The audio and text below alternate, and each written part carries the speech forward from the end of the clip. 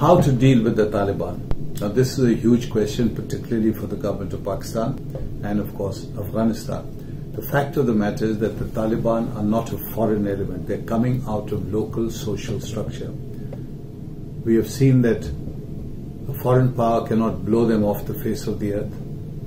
They have to negotiate. In the end, the Americans, who said that they are terrorists, we will never negotiate with terrorists, are sitting down now and negotiating with them. So for the Pakistan side, I believe it is much easier, much more easy to compare to Afghans to be able to deal with them. Danger is that because the tribal areas are now in such a chaotic condition, the three traditional pillars that created a balance and stability in society, that is the tribal elders, central authority represented by the political agent, and religious leaders, these three pillars have been either shaken or shattered by the Taliban over the last decades.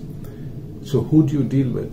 Unless Pakistan has ways of dealing with them politically, diplomatically, culturally, they will find it very difficult to bring back stability and law and order in the tribal areas, which they must do.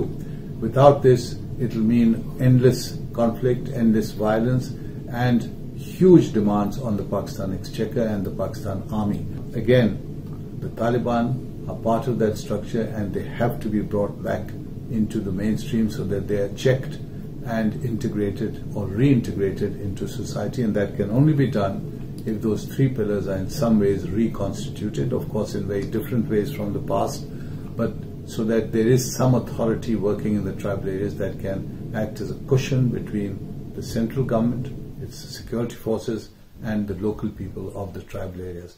Once again, it is high time for the government of Pakistan to reach out to the tribal areas, and in the spirit of Mr. Jinnah, the Quaid-e-Azam, who had promised the tribal areas when they willingly and enthusiastically came into Pakistan, that we will honor you, honor your customs and your traditions, and respect you as we do the other citizens of Pakistan.